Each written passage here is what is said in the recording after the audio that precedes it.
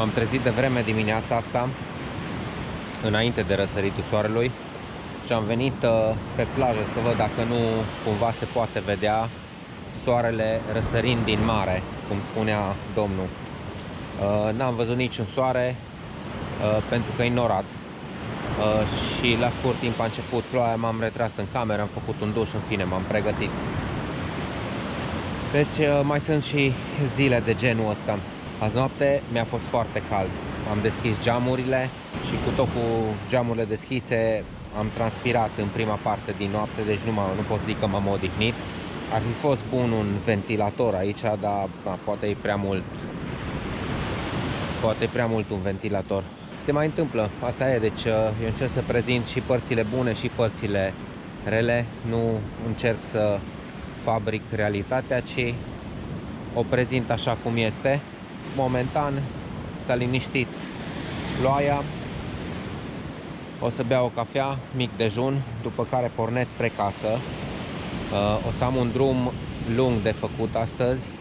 E posibil, cum merg pe aceeași rută, să mă opresc și să filmez efectiv în momentul în care mănânc sau beau o cafea sau, în fine, fac o pauză cu alt scop decât a filma sau fotografia. Vreau să ajung, dacă se poate, în Băgeaua. E lung, dar încerc, plec de vreme. Cred că e aproximativ 6 sau înainte de 6 acum ora. Marea a mai scăzut. Nu că ar avea legătură cu Băgeaua, dar constat și eu. Și da, partea asta de plajă din spatele stâncii sau dintre cele două plaje, asta se unește la mare înaltă. Mi-a confirmat și proprietarul. Și dacă tot vorbeam de proprietar, domnul Blasius mi-a spus că există o cărare care urcă probabil pe stânca aia pe care ai cultivat porumb, de unde poți să vezi mai de sus cele două plaje. Deci e vorba ori de stânca aia, ori de cea din spate, ca să m-am dat seama. Dar nu am dispoziție în dimineața asta de așa ceva. Dacă era soare afară, da, mergeam, nicio problemă. Dar așa pe vreme din asta în care aștept din moment în moment să reînceapă ploaia, mai bine stau la umbră, am vrut să zic. Umbră e tot timpul, că nu-i soare. Am și adus cafeaua. Perfect. Mai bine beau o cafea aici și mă uit la valuri.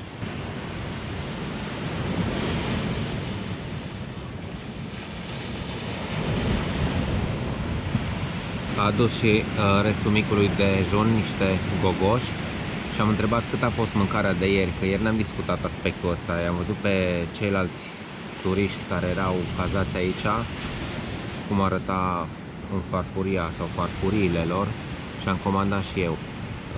Și prețul pentru ce am mâncat aseară a fost 75.000 de rupii. Deci în dimineața asta, fără răsărit, prețul de aseară nu mă vești proastă primesc. Nu, am glumit. E un preț ok, pentru că a fost îndestulător și foarte bun. Cred că oamenii ăștia vor să mă țin aici, că atâta mâncare aduc. Deci ăsta e micul dejun care e inclus în preț. Cafea, gogoși, pepene roșu, banane, fructul ăla care nu știu ce e încă. Am lămurit misterul sirsac sau sirsac se numește fructul. Sugar Apple Java îi mai spune, sau mai avea încă o denumire, în fine. Dar nu-i Sugar Apple-ul Anona, despre care am făcut un film tot așa mai vechi, filmat în condiții mai mediocre de la vremea respectivă, de aia nici nu o să-i pun link. Sirsac, am mai auzit de el, se face și suc din el, sau se amestecă suc de el cu alte fructe. O să-l desfac de curiozitate. Sigur nu o să pot să mănânc tot, deja pepenele roșu l-am lăsat, că e așa mai nearomat. Ăsta de aici Deși până acum ce am mâncat în Indonezia era foarte gustos pepene roșii.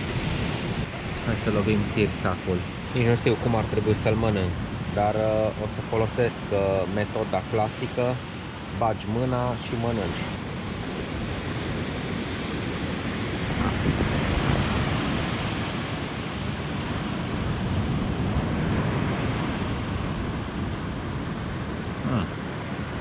Chiar mai bun decât m-am așteptat. Și dulce, și acrișor, și zemos. Foarte bun.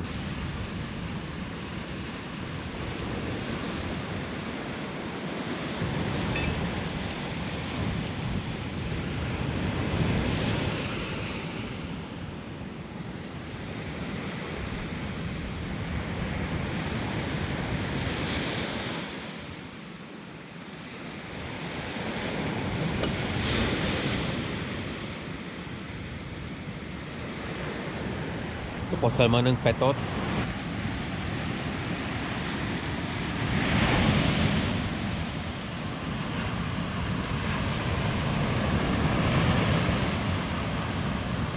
Văd că se ridică norii încet, încet.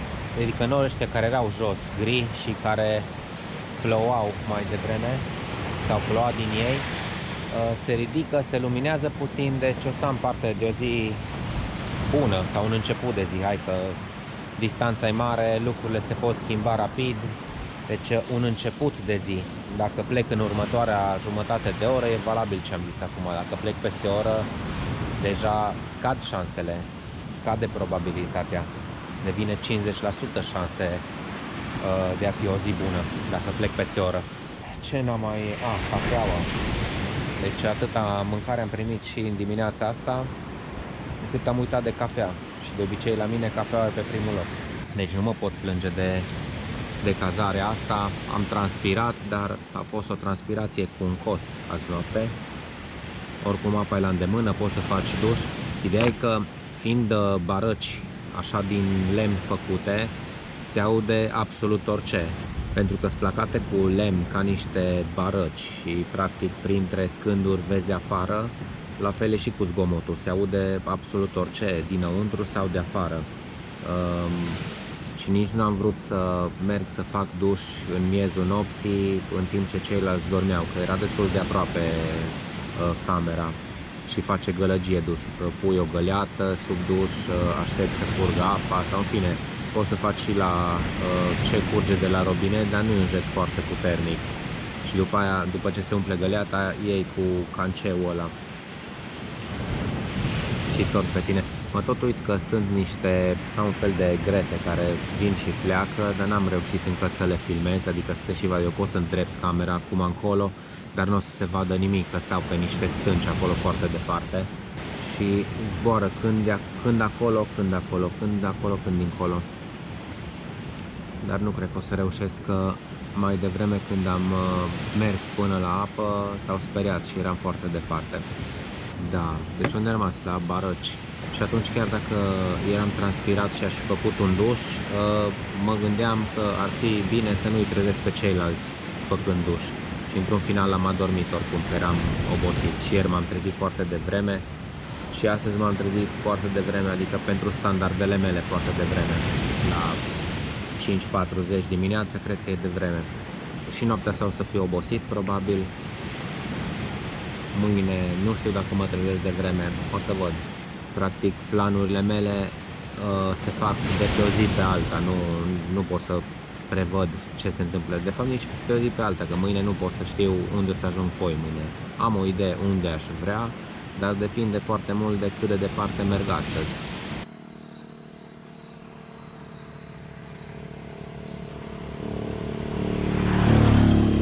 Am pornit de câteva minute, dar cred că o să fac rocada cu bluza, să-mi iau bluza cu mânecă lungă. Asta, bluza care m-a salvat de multe ori, cumpărată în Nusa Penida. E o bluză care e cea mai bună investiție, cred că, pe care am făcut-o în Indonezia. E dintr-un material din ăsta artificial, ceva plastic, poliester, în fine. Seara o spăl, dimineața, dacă nu-i uscată, se uscă în 5 minute de mers pe scooter. E foarte corectă. Aici în spate E o barieră din asta organizată ad hoc,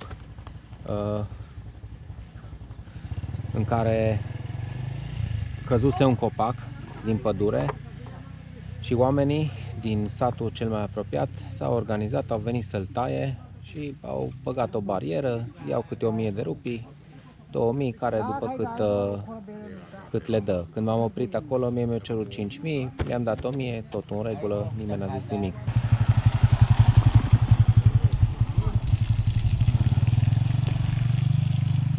Pe ăla știau că l-a luptat cu boss. Am oprit din nou să completez motivul pentru care a cerut banii mai devreme a fost pentru țigări. Deci nu a fost exprimarea dă 5000 ca să treci, dă 5000 că uite ce am trudit aici, dă 5000 să luăm țigări. Bine, din 5000 s-au făcut 1000, dar nu a fost o chestie de târguială. Au zis 5000, n-am reacționat nicicum, am scos 1000, i-am dat, mulțumesc, la revedere. Deci totul foarte civilizat. Deși acolo erau, cred că vreo 10 oameni, jumătate din ei aveau macete, era unul care avea și pușcă, adică nu erau puși pe fapte de agresivitate, cu siguranță. La cu pușcă probabil s-a dus să vâneze ceva, păsări, porci, nu știu ce crește pe aici prin pădure. Dar, da, lumea e foarte pașnică și relaxată, adică din 5000 să reduci la 1000, așa, dintr-o clipită. Super lejer. Am ajuns în Moni la o oră jumate după ce am pornit, deci atât am făcut fără opriri, sau în fine m-am oprit acolo la barieră și 2 cuvinte cât am zis pe cameră. S-ar putea să reușesc să ajung în Băgeaua astăzi, pentru că e 9 și 12, 9 și un sfert momentan dimineață, și în ziua respectivă când am plecat din Băgeaua și am ajuns în Moni, am ajuns înainte să se întunece cu 2-3 ore bune. Cred că o să mă încadrez, decât dacă nu mă prinde ploaia, furtuna, inundațiile, alunecările de teren, zăpada, cutremurul sau orice altă catastrofă naturală neprevăzută.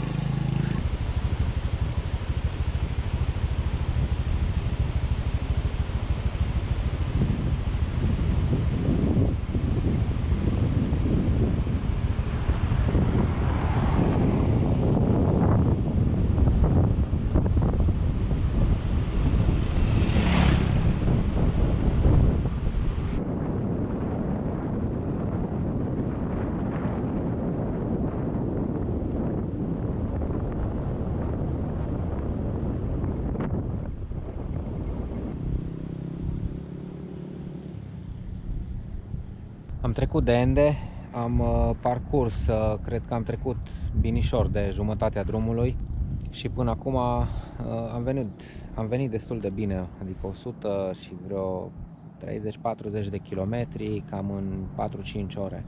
Cam așa, nu știu, trebuie să mă uit exact, dar nu e foarte relevant. Ce e relevant e că am nevoie de o cafea și o să mă opresc, cred că la plaja cu pietre albastre, la care am oprit și când am mers încolo, să-mi iau o cafeluță și mai vorbim. Am ajuns la locație, la plaja cu pietre albastre, și e total altă vreme de cum era ieri sau alaltăieri când am fost aici. Atunci era o căldură, o zăpușală maximă, transpiram stând pe loc. Acum suflă vântul și răcoare pentru că urmează să vină ploaia. Acolo în depărtare plouă și se tot apropie.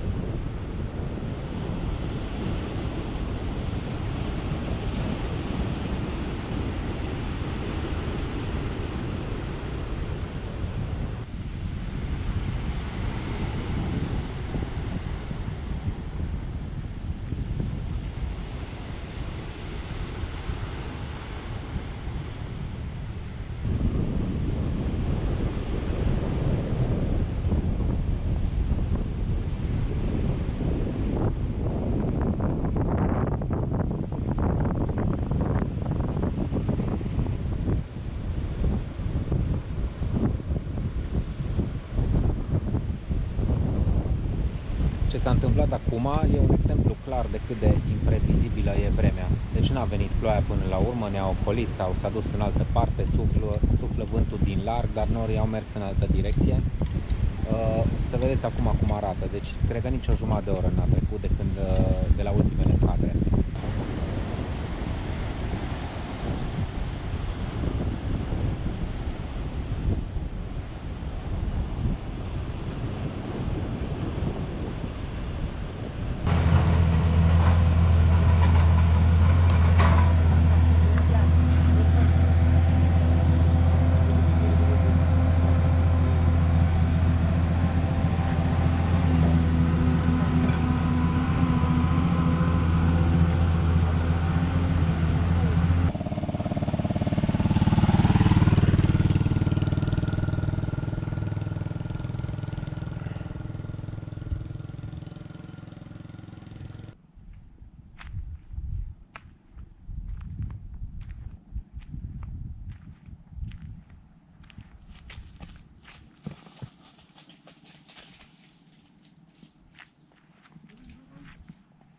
Hai și tu.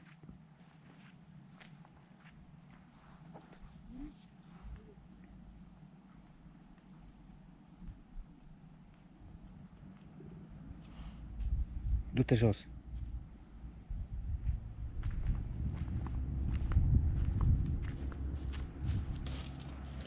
Nu pe acolo. Pe aici.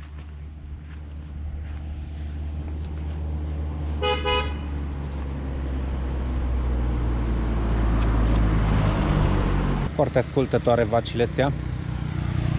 Încep să văd scutere sau șoferi de scutere cu pelerină de ploaie pe ei, deci s-ar putea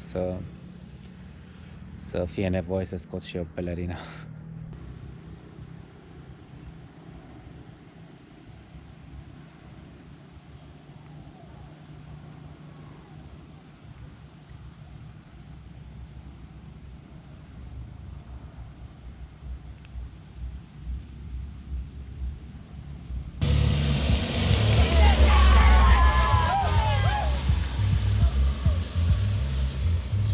A început ploaia și, după cum vedeți, m-am și udat un pic.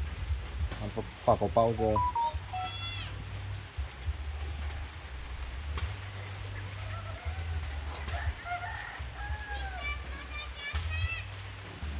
Mai am vreo 30 de kilometri până ajung.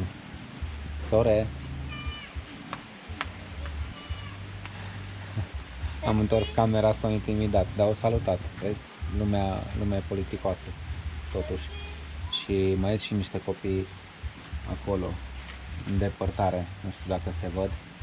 Și ei strigau de acolo, mister. Am ajuns de 5 minute în Băgeaua, după un drum foarte dificil pe ultima 100 de metri, că am așteptat prea mult până să-mi iau pelerina de ploaie, un pic m-am mutat pe haine, mi-am luat-o și după aia tot am urcat. Acum suntem iarăși la 1200 de metri altitudine și sufla vântul și a mai plouat și sunt înghețat. Cum mi-am făcut o cafea, o să o beau să mă încălzesc, după care mă duc să caut ceva de mâncare. Până acum asta a fost cea mai lungă zi pe șosea, în sensul că am făcut 216 km. Până acum de fiecare dată m-am încadrat sub 200, 190 ceva, parcă era cel mai mult. 216, aș fi putut să mai merg, deci nu era că vreau să bat un record, dar mai bine mă opresc aici, înspre Ruteng n-am fost în direcția asta, pe ruta pe care o să merg mâine. Deci nu știu ce aș găsi. Teoretic ar fi un oraș mai mare jos, zic, pentru că e pe malul mării, numit Aimere, dar e ok, e suficient pentru astăzi. Aici mi-am propus să ajung, am ajuns, tot în regulă. Trebuie să-mi schimb un pic fața, că am o față de om care a suferit mult frig pe drum și să mănânc ceva și să-mi revin.